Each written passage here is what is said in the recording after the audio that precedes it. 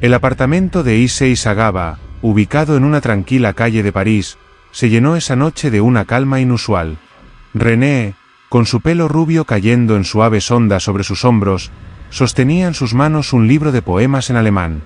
Su voz, clara y pausada, rompía el silencio mientras leía cada verso. Issei la observaba desde su posición, con los ojos fijos en ella, como si intentara memorizar cada gesto, cada inflexión de su tono. Durante semanas, Sagawa había planificado esa noche. Había ensayado mentalmente cada paso, cada movimiento, y ahora su corazón latía con fuerza, pero no de miedo, sino de una excitación que lo sobrepasaba. Desde el primer momento en que conoció a René, su obsesión lo había consumido. Ella no era solo una amiga o una confidente, era el objeto de su fantasía más oscura. René detuvo la lectura por un momento y le dedicó una sonrisa amable. ¿Es suficiente por hoy?, preguntó con la naturalidad de quien no sospecha nada. Issei asintió y se levantó de su lugar. Caminó hacia la cocina con pasos lentos, simulando buscar una botella de vino. Mientras René acomodaba el libro sobre la mesa, él se desvió hacia un armario. Sus manos temblaban ligeramente mientras sacaba un arma que había escondido semanas atrás. Issei, sintió que había llegado el momento. Regresó con el arma oculta tras su espalda. René, estaba de espaldas, retomaba la lectura, ajena a la amenaza que se cernía sobre ella. Sagawa se acercó lentamente, sus pasos eran amortiguados por el suelo de madera. Sus ojos se clavaron en la nuca de René mientras sus dedos se tensaban sobre el gatillo. El ataque rompió el silencio con un estruendo seco. René apenas tuvo tiempo de reaccionar. Su cuerpo se inclinó hacia adelante antes de caer de costado, con un sonido sordo contra el piso. Un charco hemático comenzó a extenderse bajo su cuello, tiñendo las fibras naturales de las telas. Sagawa quedó inmóvil durante varios segundos, observando el cuerpo inerte de su amiga. De pronto la realidad lo envolvió, y con ello, un deseo que no podía reprimir. Caminó hacia el cuerpo de René, se arrodilló junto a ella y la observó detenidamente. Era suya, completamente suya. Aquel momento que tanto había anticipado no lo llenó de miedo ni arrepentimiento. En cambio, una especie de éxtasis lo invadió. Era como si todo lo que había soñado y planeado durante años culminara en ese instante. Con una tranquilidad inquietante, Issei comenzó a tocar el cuerpo inerte de René, como si quisiera grabar en su memoria cada detalle de su piel. El apartamento permaneció en silencio tras el estruendo inicial. Afuera, París continuaba con su bullicio nocturno, completamente ignorante del horror que se desarrollaba en esa pequeña habitación. Para Issei, esa noche marcaría el comienzo de su descenso definitivo hacia la oscuridad, un camino del que nunca regresaría. ¿Quién era Issei? Issei Sagawa nació el 26 de abril de 1949 en Kobe, Japón, en el seno de una familia privilegiada. Su padre, Akira Sagawa, era un destacado empresario, propietario de una empresa multimillonaria. La guerra había devastado al país, pero los Sagawa lograron mantenerse económicamente a flote. Esta posición de poder les permitió ofrecer a Issei y a su hermano mayores comodidades que la mayoría de las familias japonesas de la época. Sin embargo, el lujo que lo rodeaba no podía compensar los problemas físicos y emocionales que marcarían su vida desde el principio. Issei llegó al mundo de forma prematura, un bebé diminuto y frágil que fue considerado demasiado débil para sobrevivir. Esta vulnerabilidad se convirtió en una constante en su vida. Creció con una complexión delgada, con manos y pies pequeños que contrastaban con su cabeza desproporcionadamente grande. Estas características no solo lo hicieron físicamente diferente, sino que también lo llenaron de inseguridades. Desde muy pequeño, Issei mostró signos de que algo no estaba bien en su mente. A los 5 años, comenzó a tener pesadillas recurrentes. Una en particular lo perseguía con frecuencia. Soñaba que estaba dentro de una olla hirviendo, sintiendo como su carne se cocía lentamente mientras intentaba escapar en vano. En esos sueños, una figura desconocida lo observaba con hambre voraz antes de devorarlo por completo. Estas imágenes se grabaron en su psique, dejando una marca indeleble. Su infancia estuvo plagada de enfermedades. Sufría de gastroenteritis crónica, lo que le daba una apariencia aún más débil y enfermiza. Aunque era mayor que su hermano Jun, los dos tenían un tamaño similar, lo que hacía que las personas pensaran que eran mellizos. Esto afectó aún más su autoestima, ya que constantemente sentía que no era lo suficientemente fuerte o normal. A pesar de su fragilidad física, Issei era un niño inteligente, algo que sus padres valoraban enormemente. Su madre, una mujer estricta y protectora, lo incentivaba a sobresalir académicamente, mientras que su padre esperaba que algún día heredara el negocio familiar. Sin embargo, estos estándares de perfección añadían una presión que Issei no sabía manejar.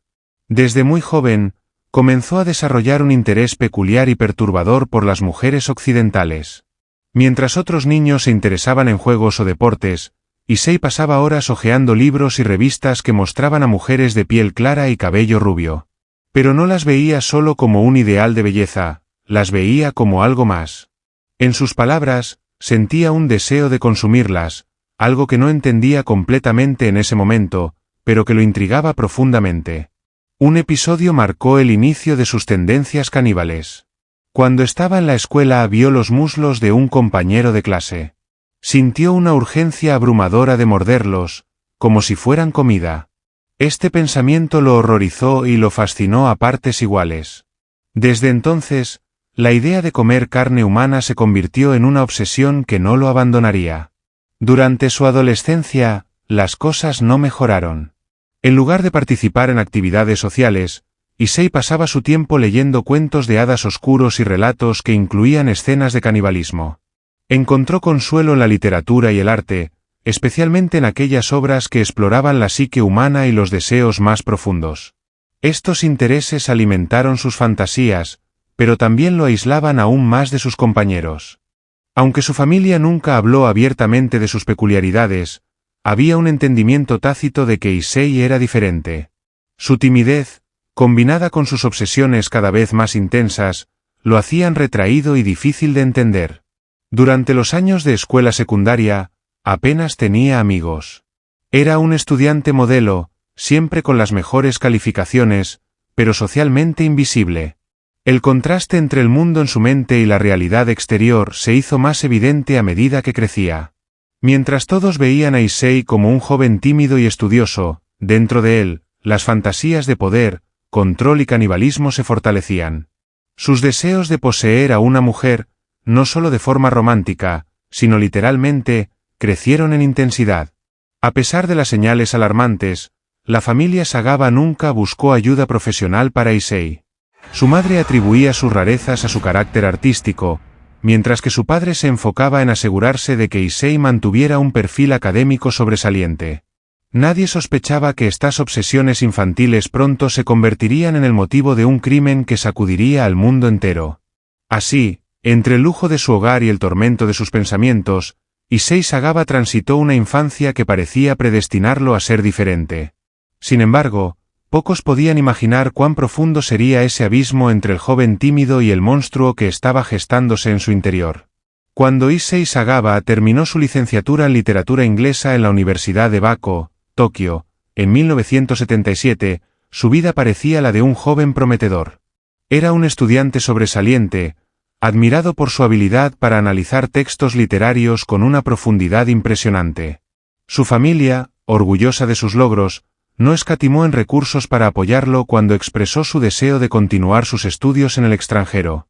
París, con su historia de intelectuales y artistas, se convirtió en su próximo destino. Llegar a la capital francesa fue un sueño hecho realidad para Sagawa. Su familia no solo financió su matrícula en la prestigiosa Universidad de la Sorbona, sino que también le proporcionó un generoso estipendio para mantener su estilo de vida en una de las ciudades más caras del mundo. Sin embargo, bajo esta fachada de oportunidades, sus obsesiones más oscuras encontraron un terreno fértil para crecer. En su pequeño apartamento de la Rue Erlanger, Sagawa comenzó a sumergirse en un mundo de fantasías perturbadoras. Leía relatos y estudios antropológicos sobre el canibalismo, no como una curiosidad académica, sino como una forma de explorar su deseo latente. Las paredes de su hogar estaban adornadas con reproducciones de pinturas clásicas, pero en su escritorio, las notas que escribía estaban llenas de pensamientos oscuros, confesiones privadas de su atracción por la carne humana. Sus días se dividían entre las aulas de la universidad y sus paseos por la ciudad, donde observaba a las mujeres que deseaba. Una vez confesó que, al ver a una mujer en la calle, no podía evitar preguntarse cómo sabría su carne. Su obsesión había evolucionado, ya no era solo un pensamiento intrusivo, sino una necesidad que lo consumía. La soledad de Sagaba en París fue un catalizador para sus fantasías. Su apariencia física seguía siendo motivo de inseguridad. Con apenas 1,5 metros de estatura, una complexión débil y una voz aguda que le daba un tono casi infantil, sentía que no tenía posibilidad alguna de conquistar a las mujeres que tanto deseaba. Se describía a sí mismo como feo y repulsivo, lo que lo aislaba aún más. Sin embargo, esta incapacidad de establecer conexiones románticas no extinguía su obsesión, al contrario, la intensificaba. Fue durante estos años que Sagaba comenzó a pensar en cómo podría convertir sus fantasías en realidad. Sabía que no tenía el valor de acercarse a una mujer para confesarle sus deseos, pero sí podía planear un encuentro donde él tuviera el control absoluto. Estas ideas lo llevaron a adquirir un objeto con cierto calibre para poder tomar el control de la situación en un futuro. Fue en este entorno donde conoció a René Artevelde, una joven holandesa de 25 años que estudiaba en la misma universidad. René era exactamente el tipo de mujer que Sagaba idealizaba, alta, de piel clara, con cabello rubio y una inteligencia que la hacía destacar entre sus compañeros. Para ella, Sagaba era solo otro estudiante, un amigo casual con quien compartía un interés por la literatura y la poesía. René hablaba varios idiomas, incluido el alemán, que dominaba con fluidez. Este detalle no pasó desapercibido para Sagaba, quien utilizó su conocimiento como una excusa para acercarse a ella. Con el pretexto de necesitar ayuda para traducir un poema, la invitó a su apartamento. René, amablemente, aceptó. La relación entre ambos comenzó a desarrollarse de forma aparentemente inocente. René veía en Sagaba a un compañero de estudios y disfrutaba compartir tiempo con él, conversando sobre temas intelectuales. Por su parte, Issei la veía como mucho más. No solo era la mujer que deseaba, sino también la que había elegido como su futura víctima. Cada encuentro con ella no hacía más que aumentar su obsesión. A medida que René visitaba su apartamento con mayor frecuencia, Sagaba comenzó a planear su crimen con más detalle. Sabía que René confiaba en él y que esto le daba una ventaja. En su mente, ya había ensayado cada paso, cómo la invitaría, qué diría, cómo ejecutaría su plan. Lo que quedaba era encontrar el momento perfecto. La combinación de su aislamiento, sus inseguridades y sus fantasías más oscuras convirtió los años de Sagaba en París en el preludio de un crimen que no solo sacudiría la ciudad, sino que también lo marcaría como uno de los asesinos más infames de la historia. París, con toda su belleza y glamour, se estaba convirtiendo en el escenario de un horror inimaginable. En el verano de 1981, Issei Sagaba sintió que había llegado el momento de actuar. Desde hacía semanas, su obsesión por René Artevelde había alcanzado niveles insostenibles. La joven holandesa era todo lo que él había deseado, alta, rubia, de piel pálida y con una elegancia natural que lo fascinaba. A su modo de ver, consumirla no solo era un acto de pasión, sino también la manera definitiva de poseerla para siempre. Este tipo de situaciones ya hemos descrito en otros casos que los puedes ver en este canal como el caso de Gumaro de Dios. René visitaba con frecuencia el pequeño apartamento de Issei en la Rue Erlanger. Era un espacio modesto, con un estilo minimalista japonés que ella encontraba peculiar. En esas visitas, solían hablar de literatura, filosofía y poesía. Aunque René disfrutaba de su compañía, veía a Issei únicamente como un amigo. No estaba interesada en nada romántico con él, algo que dejó claro en varias ocasiones. Pero para Issei, las constantes negativas solo alimentaban su determinación. El 11 de junio de 1981, Sagaba decidió que esa sería la noche en la que cumpliría su fantasía. Durante días había preparado cada detalle. Había limpiado su apartamento meticulosamente, asegurándose de que todo estuviera en orden. En la mesa, colocó libros y documentos en alemán, el pretexto perfecto para invitar a René a ayudarlo con una traducción. En la mañana de ese día, escribió una nota para René en la que pedía disculpas por haberla incomodado con su comportamiento en el pasado. Añadió que esta sería la última vez que le pediría ayuda. Sabía que René era amable y educada, y que probablemente no rechazaría su invitación.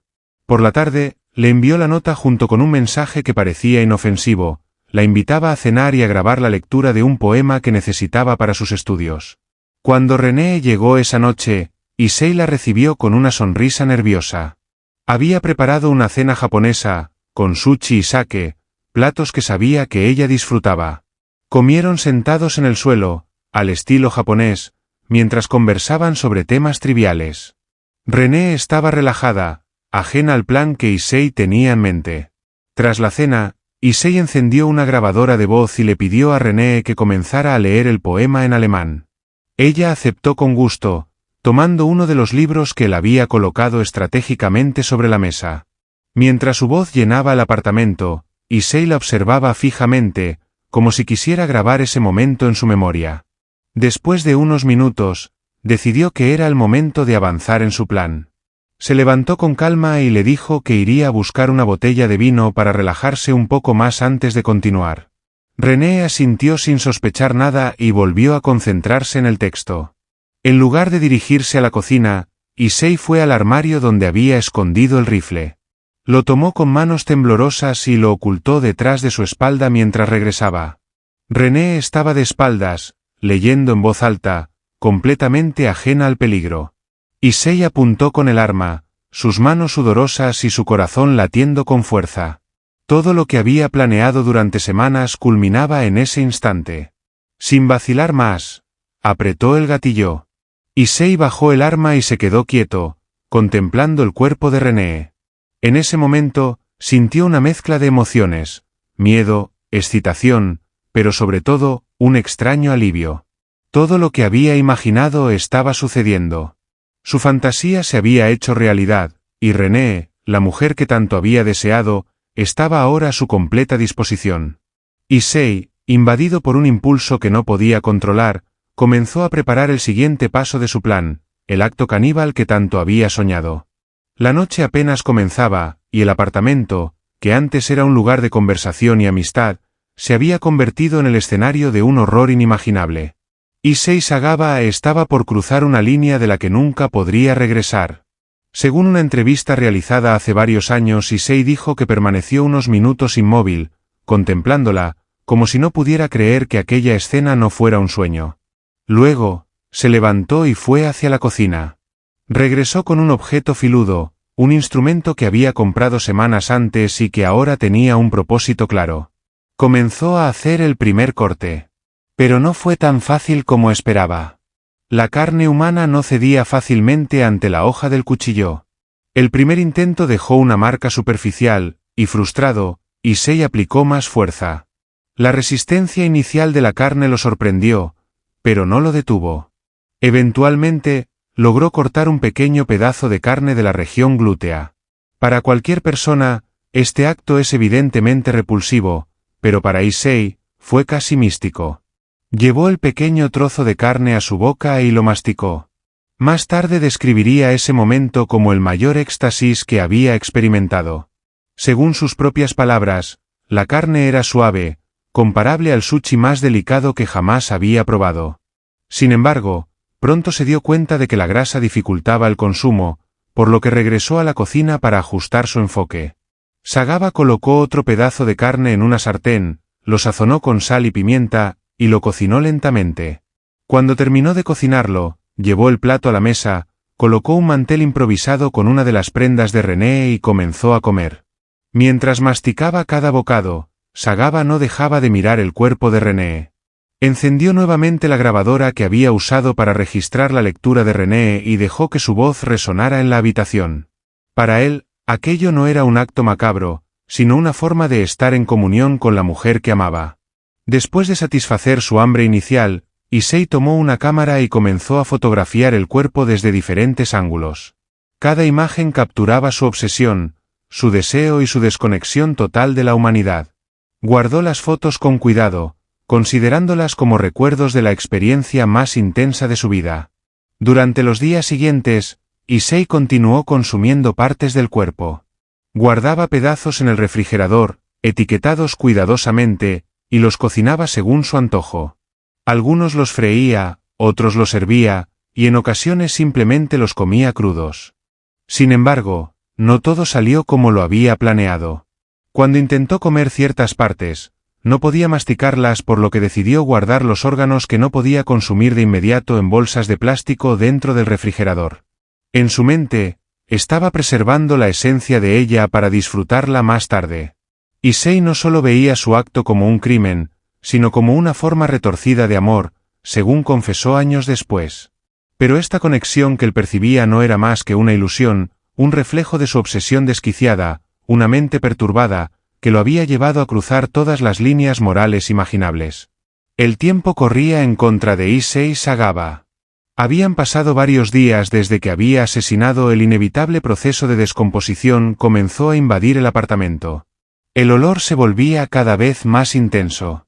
El 13 de junio de 1981, con el cuerpo partido en varias partes, Issei decidió almacenar un poco el refrigerador y deshacerse de los otros restos.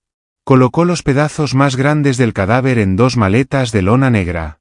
Con las bolsas listas, Sagawa se vistió de forma sencilla y salió de su apartamento por la noche, cuando las calles estaban menos concurridas. Con ambas maletas en mano, caminó hacia la entrada de su edificio y pidió un taxi. La oscuridad de la noche era su aliada, y el peso de las bolsas apenas lo hacía sudar debido a su frágil constitución física.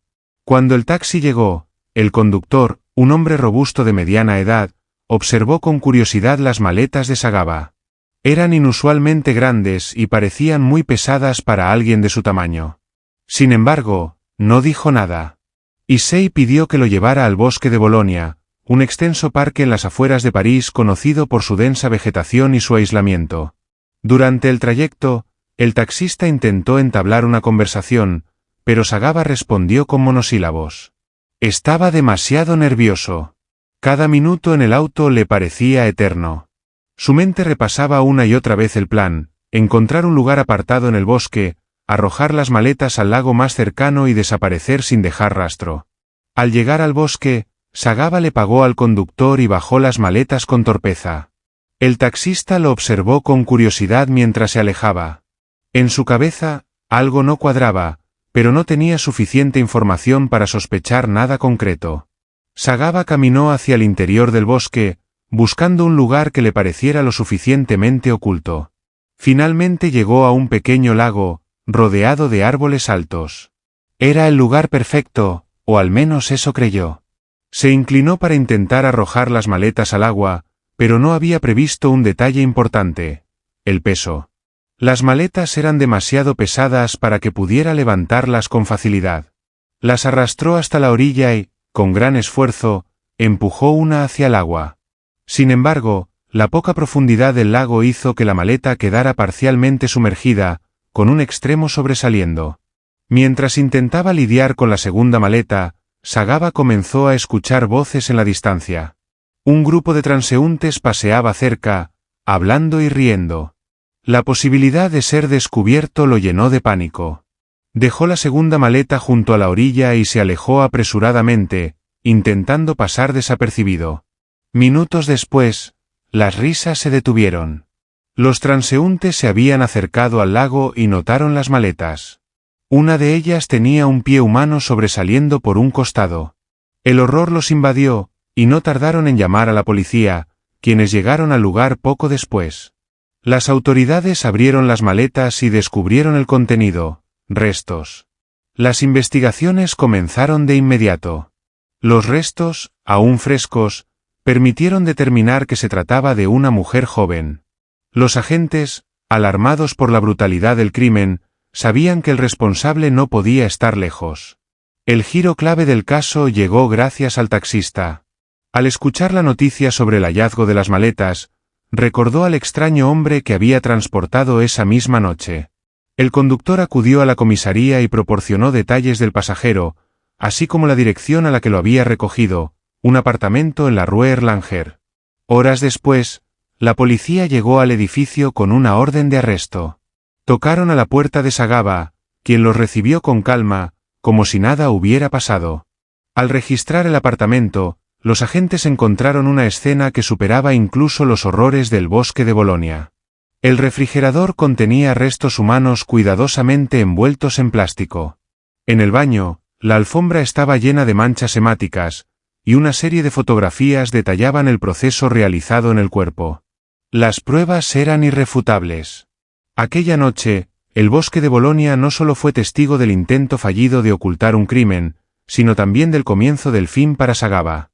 Lo que él creía que sería el cierre perfecto de su macabra fantasía se convirtió en el inicio de un caso que conmocionaría al mundo entero.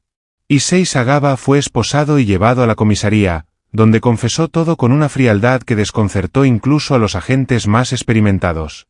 Para él, no había cometido un crimen, había llevado a cabo un acto de amor. En la comisaría de París, Issei Sagaba se sentó en una pequeña sala de interrogatorios. Frente a él, dos agentes franceses lo observaban con expresiones de incredulidad. El hombre que tenían ante ellos no parecía el arquetipo de un asesino, bajo, de complexión débil y rostro inofensivo. Sin embargo, lo que encontraron en su apartamento y las maletas descubiertas en el bosque de Bolonia hablaban de un crimen atroz, difícil de procesar incluso para los más veteranos.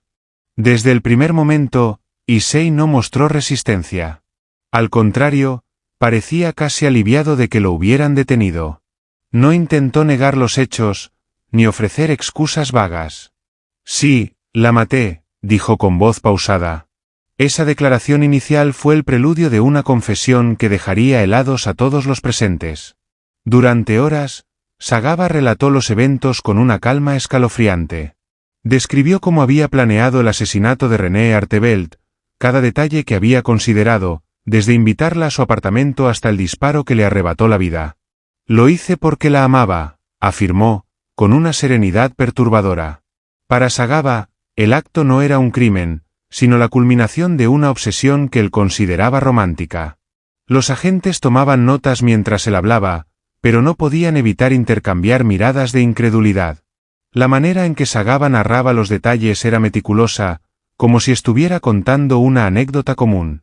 Cuando llegó al momento en que disparó a René, sus palabras fueron directas y descriptivas.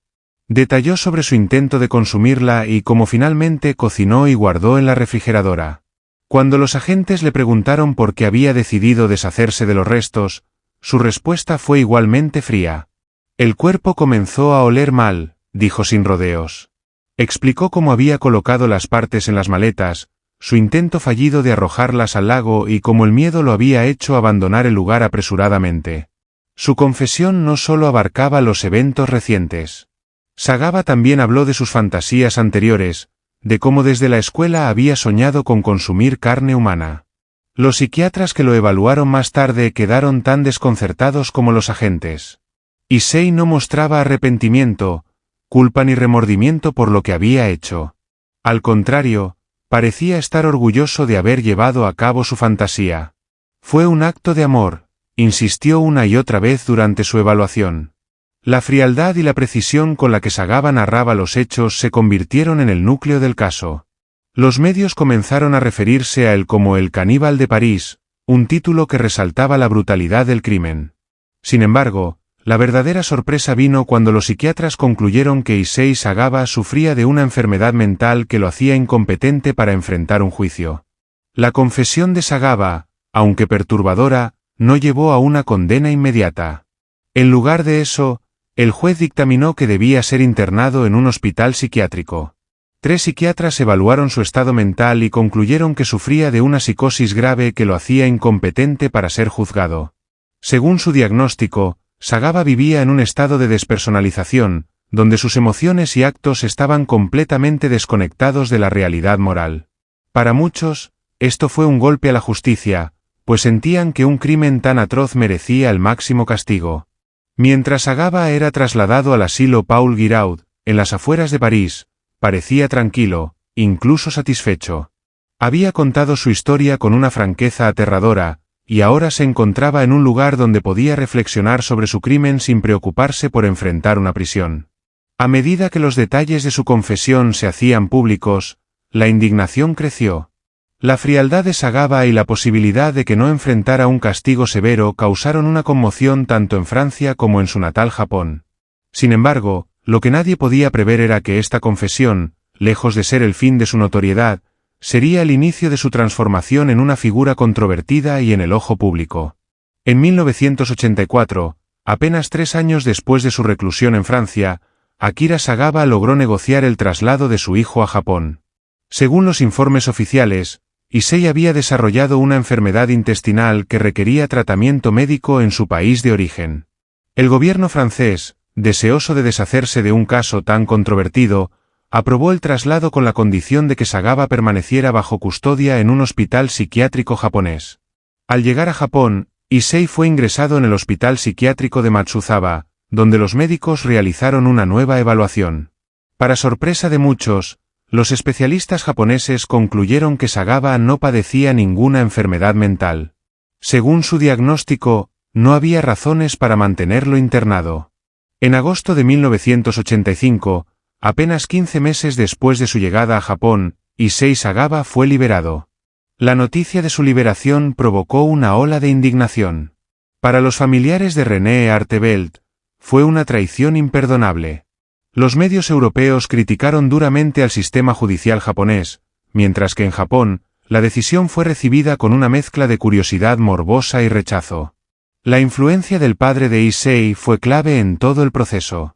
Akira Sagawa no solo financió el traslado y las evaluaciones psiquiátricas, sino que también usó sus contactos para asegurarse de que el caso de su hijo no recibiera demasiada atención en Japón. Aunque intentó protegerlo de la notoriedad, Issei tenía otros planes. Lejos de mantenerse en el anonimato tras su liberación, Issei Sagawa comenzó a buscar la atención pública. Publicó un libro titulado En la niebla, donde describía su crimen con un nivel de detalle perturbador. El libro se convirtió en un éxito de ventas en Japón, lo que consolidó su fama y convirtió su atrocidad en una especie de espectáculo mediático. Si quiere leer el libro, te dejo el link en la descripción. Para muchos, su libertad no solo era un error judicial, sino una burla a la memoria de René. El hecho de que Sagawa pudiera caminar libremente por las calles, lucrar con su crimen y hablar abiertamente de sus deseos de consumir carne humana era una prueba de que el sistema había fallado. La indignación creció cuando Sagawa comenzó a aparecer en entrevistas y documentales, donde hablaba de su crimen sin mostrar remordimiento alguno. En una entrevista dijo: «Siempre he querido probar la carne humana. Lo hice, y fue maravilloso». Estas declaraciones solo alimentaron el furor público y plantearon preguntas sobre cómo un hombre que había cometido un acto tan atroz podía evitar la justicia y vivir en libertad. El caso de Issei Sagawa se convirtió en un símbolo de las fallas legales y sociales.